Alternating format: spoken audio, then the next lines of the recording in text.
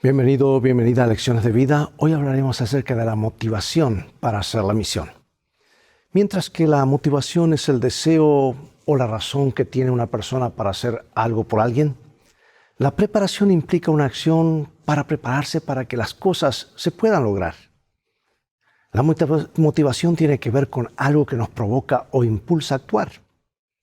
La preparación hace posible que los planes se realicen. Si bien Jesús y los que han hecho lo que ha hecho por nosotros nos motivan para la misión, también se nos ha confiado que su Espíritu vendrá a nosotros, que nos permitirá cumplir su voluntad y mandato misionero. Dice, amamos porque Él nos amó primero. Y esto denota causa y efecto, ¿verdad? La razón que nos motiva a responder y actuar. Y a responder al amor de Dios, lo hacemos proclamando y viviendo en palabras y hechos las buenas nuevas de que Jesús es nuestro Salvador y Señor. Nuestro compartir la verdad tal como está contenida en su palabra llegará a oídos receptivos y producirá mucho fruto a medida que el Espíritu obre. Y al mismo tiempo, debemos estar preparados para el rechazo de la palabra por parte de muchos. No todos aceptarán. Y eso hará que algunos pierdan la esperanza. Hoy consideraremos la motivación y la preparación para la misión. En unos momentos más regresaré.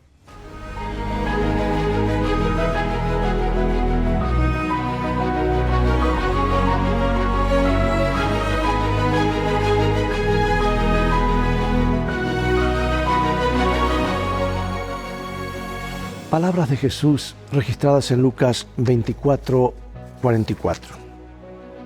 Estas son las palabras que os hablé estando aún con vosotros, que era necesario que se cumpliese todo lo que está escrito de mí en la ley de Moisés, en los profetas y en los salmos. Y Pablo escribió a los filipenses, es verdad que algunos predican a Cristo por envidia y contienda, pero otros lo hacen de buena voluntad. Estos lo anuncian por amor, sabiendo que estoy puesto para defensa del Evangelio. Otros anuncian a Cristo por rivalidad, no sinceramente, pensando añadir aflicción a mis prisiones. Pero, ¿qué importa?, dice él. Lo importante es que, por pretexto o por verdad, Cristo se ha anunciado. Y esto me alegra. Dice, y me seguirá alegrando. Palabras poderosas de su experiencia del apóstol, ¿verdad? Ya sea por pretexto o por verdad. Cristo es predicado, y eso es lo que le importaba a Pablo. No obstante, la idea de que lo ideal es que nuestras motivaciones para predicar a Cristo, para la misión, para alcanzar a otros con las buenas nuevas, sean por amor y por verdad, y no por ambiciones egoístas, ni por envidias, ni por contienda, ni por competencia, ¿verdad? ¿Cuáles son algunas de las motivaciones para predicar a Cristo? ¿Y cuáles son algunas de las formas en que podemos prepararnos para hacerlo?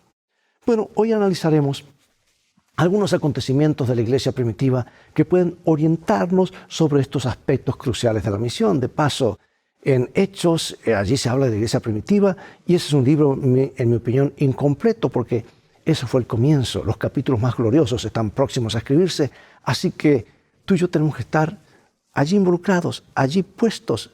Tenemos que vernos en ese libro de los Hechos, porque algo glorioso está pronto a ocurrir en la misión, en la terminación de la gran comisión, la lluvia tardía. Bueno, el domingo de mañana temprano, después de la muerte de Jesús, Lucas dice que 2 mujeres fueron al sepulcro. Llevaban especias, así que es probable que fueran a ocuparse del cuerpo de Jesús una vez que el sábado había terminado, a embalsamar su cuerpo para su sepultura permanente. Esperaban encontrar una tumba todavía sellada, pero se sorprendieron al ver que estaba vacía. Y sin saber qué hacer, se asustaron cuando aparecieron 2 hombres vestidos con ropas resplandecientes. Sin embargo, estos hombres tenían un mensaje para ellas. Les recordaron las palabras de Jesús y les dijeron que Jesús había resucitado, como lo había predicho. Y eufóricas por la noticia, regresaron rápidamente a donde estaban los discípulos y muchos otros seguidores de Jesús, y les contaron lo que habían visto y oído, porque no podían contener la emoción. Es decir, estaban compartiendo con los demás lo que habían descubierto de Cristo. ¿Te imaginas cómo se habrán sentido las mujeres? Acababan de tener una experiencia increíble que indudablemente las llenó de asombro, pero los discípulos consideraron que era puro cuento y no quisieron creerles.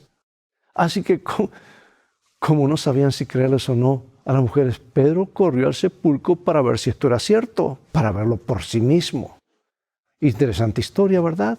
Y Pedro, como muchos de nosotros, era reacio a aceptar algo simplemente porque lo dijera otra persona.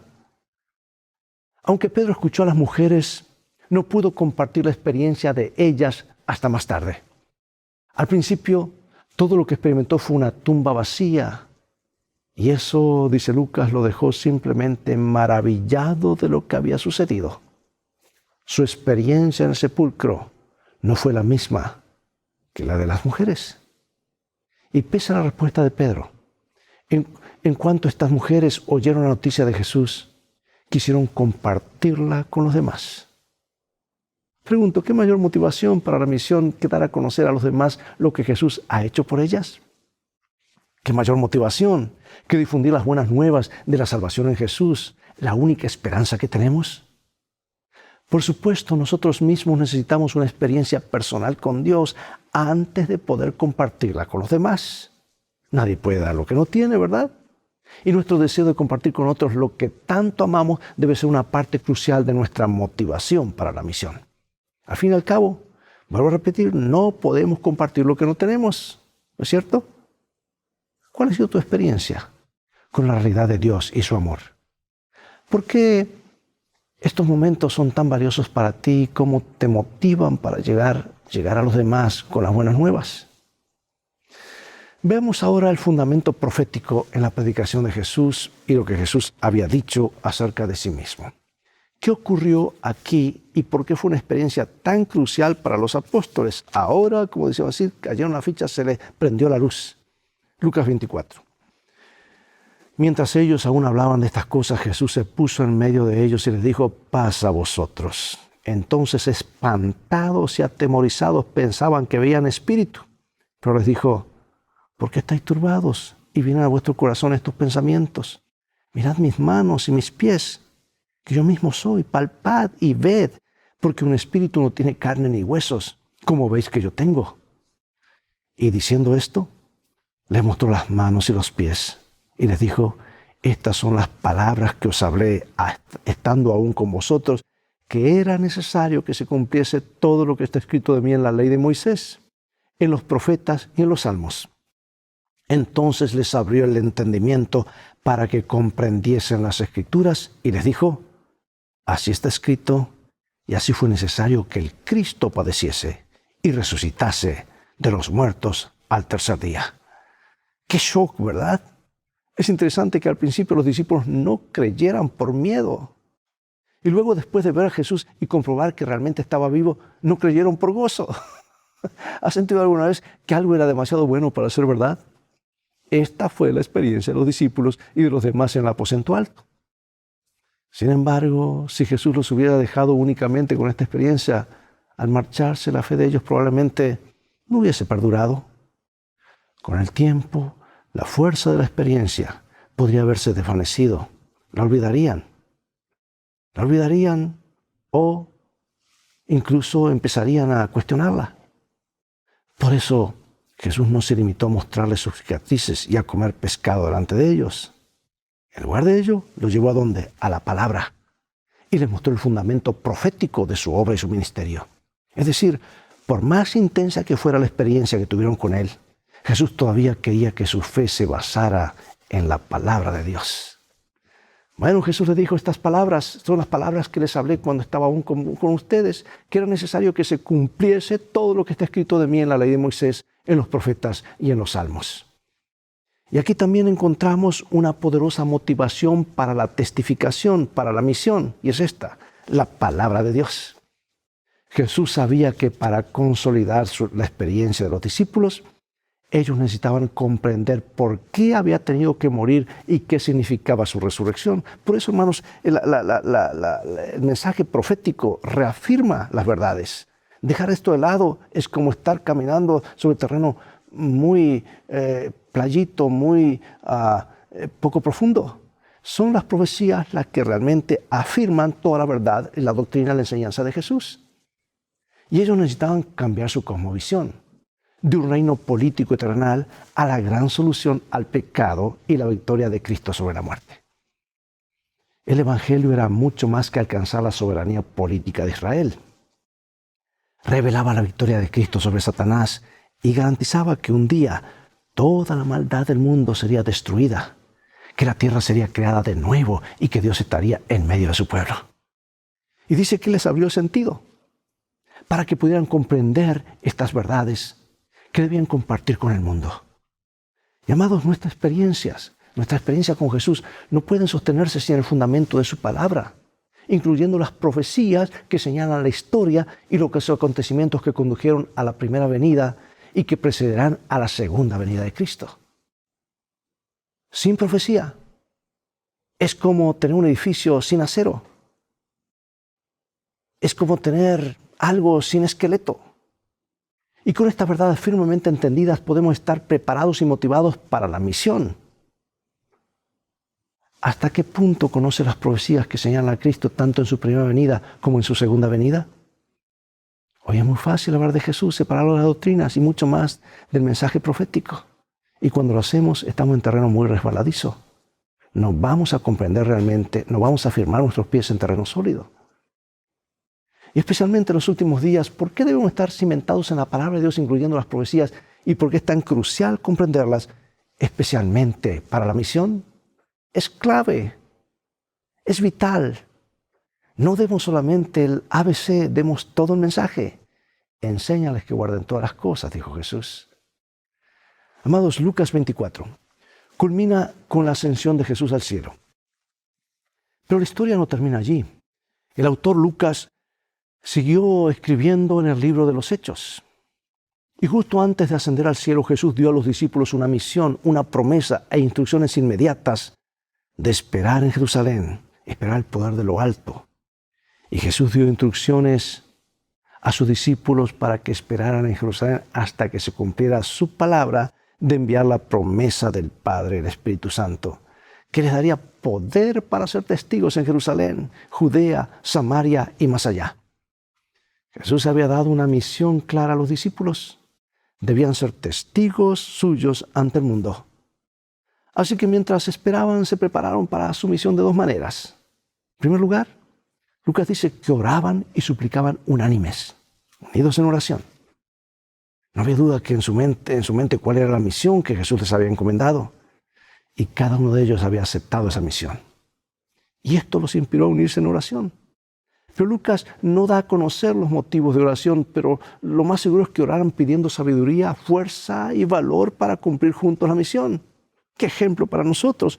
Reunirnos para orar, para cumplir la gran comisión.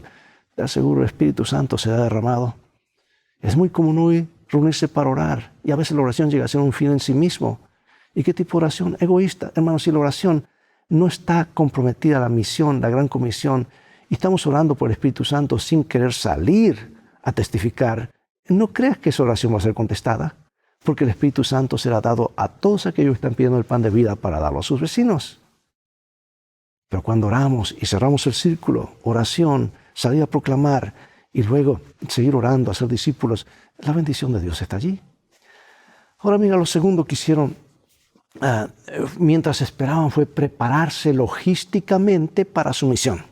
Judas había entregado a Jesús para que lo ejecutara y luego se había quitado la vida. Y esto había dejado una vacante entre los 12. Así que mientras esperaban, los discípulos buscaron la guía de Dios y eligieron un reemplazante.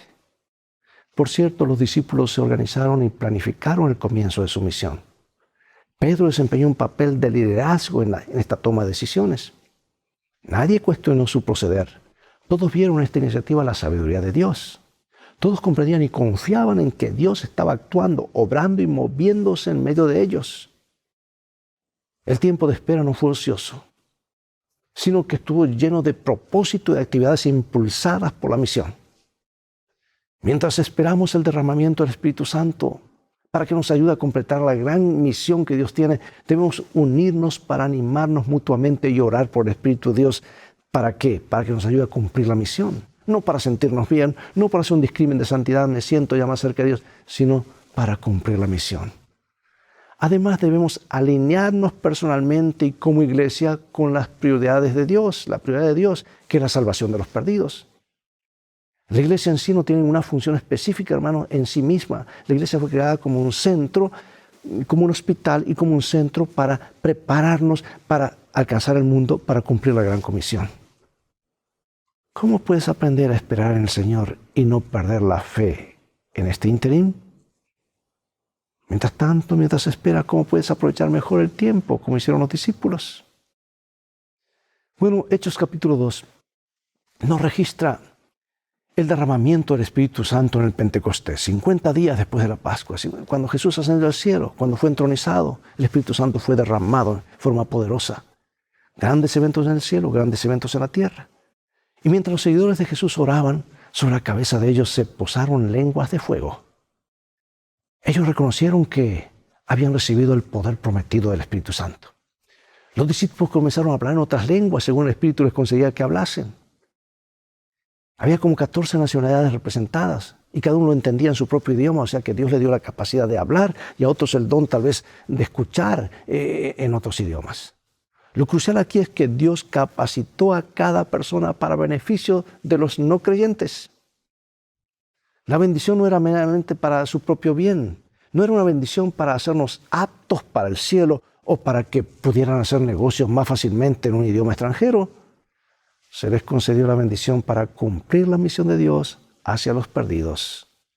Y hoy Dios llama a cada uno de sus seguidores a usar sus dones personales para el bien de su misión hacia los incrédulos. Se nos han dado dones. Y qué mayor llamado a la misión que usar lo que se nos ha dado para alcanzar a otros. Y a la medida que los usamos, Dios nos va a dar nuevos dones y vamos a decir, ¿por qué no comencé antes? El derramamiento del Espíritu Santo dio lugar a que muchos se arrepintieran de haber rechazado al Mesías. Pues seguramente algunos de ellos estaban en Jerusalén cuando Él murió.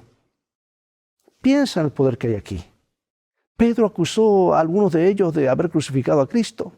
Obviamente se dieron cuenta de lo que habían hecho y al verse condenados gritaron, hermanos, ¿qué haremos? Y allí fueron claros, arrepiéntanse, bautícense, cambien de dueño, comience el camino hacia la vida eterna.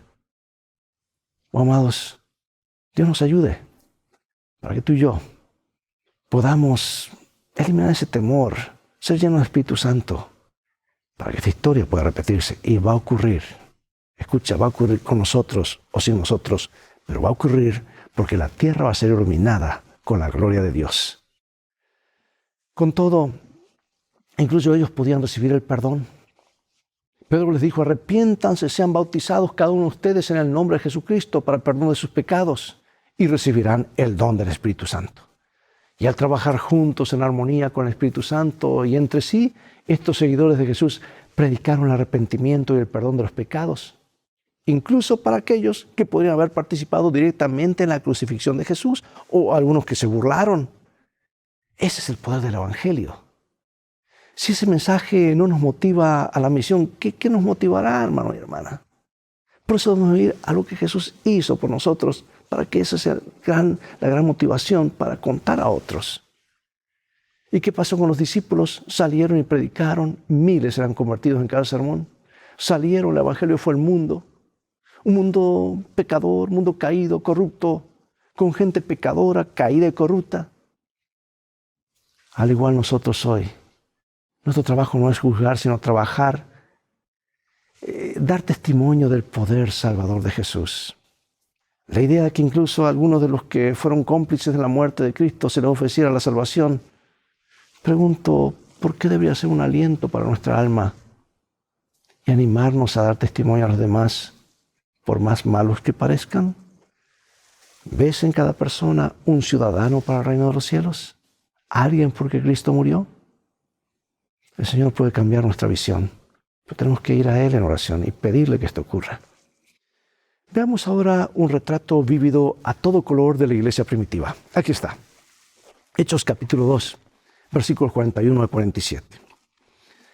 Así que los que recibieron su palabra fueron bautizados y se añadieron aquel día como 3,000 personas y perseveraban en la doctrina de los apóstoles, en la comunión unos con otros y en el partimiento del pan y en las oraciones. Y sobrevino temor a toda persona y muchas maravillas y señales eran hechas por los apóstoles. Todos los que habían creído estaban juntos y tenían en común todas las cosas, y vendían sus propiedades y sus bienes y los repartían a todos según la necesidad de cada uno. Y perseverando unánimes cada día en el templo. ¿Cuándo? Cada día. Y partiendo el pan en las casas, comían juntos con alegría y sencillez de corazón, alabando a Dios y teniendo favor con todo el pueblo. Y aquí va el resultado. El Señor añadía cada día a la iglesia los que habían de ser salvos. ¿Cada cuánto había bautismo? Cada día. Eran miles por día. Y Hechos 2 termina con una hermosa imagen de cómo era la iglesia primitiva. Hechos 2:41 dice que los que fueron bautizados se les unieron a ellos. Y podríamos leer esto como que alguien hizo las cuentas y agregó el número de nuevos creyentes al número de creyentes existentes y estableció un nuevo total de miembros para el grupo.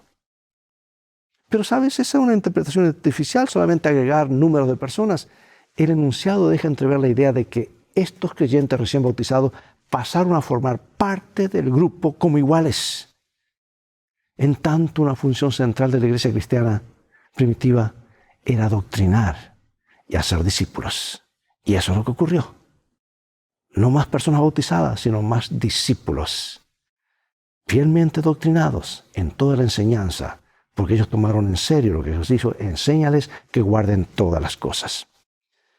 Y hermanos, a medida que se añadían nuevos miembros, se los discipulaba de tres maneras. En primer lugar, se les seguía impartiendo la doctrina y la comunión de los apóstoles.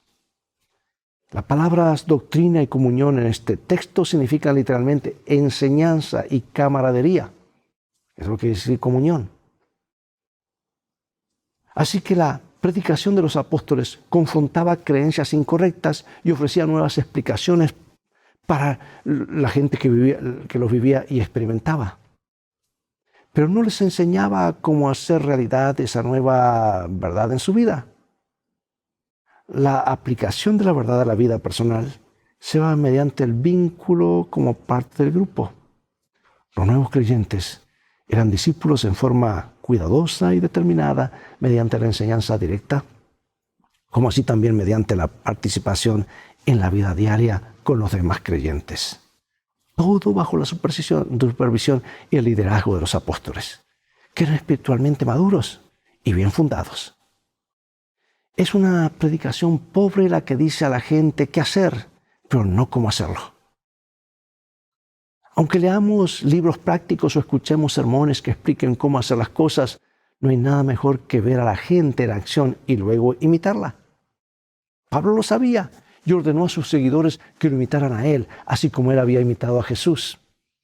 Y cuando los demás puedan ver a ti y la realidad de tu experiencia con Cristo, eso impactará a ellos también, sus vidas, porque verán en ti un testimonio viviente de lo que Dios ha hecho. Alguien dijo una vez: cristiano, tú eres la única Biblia abierta que algún perdido alguna vez leerá.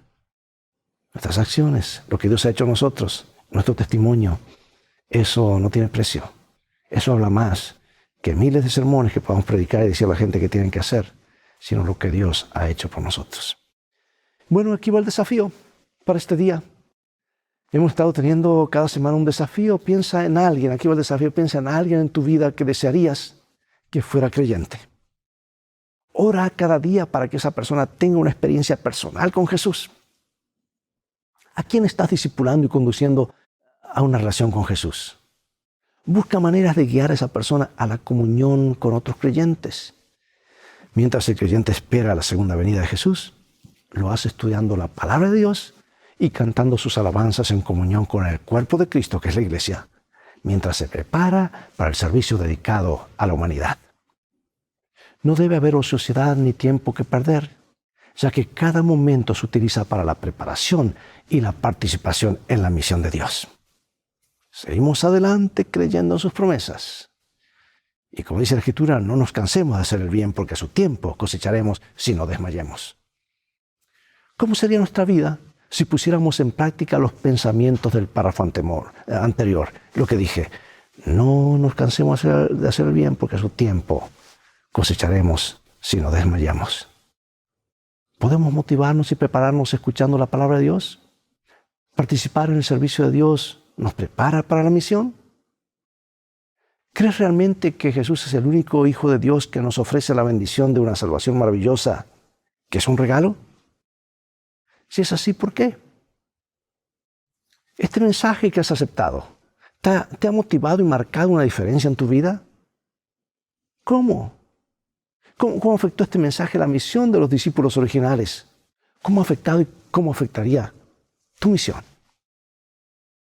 Hemos presentado siempre como iglesia nuestro mensaje único en relación con Jesús de una manera que nos motive a la misión.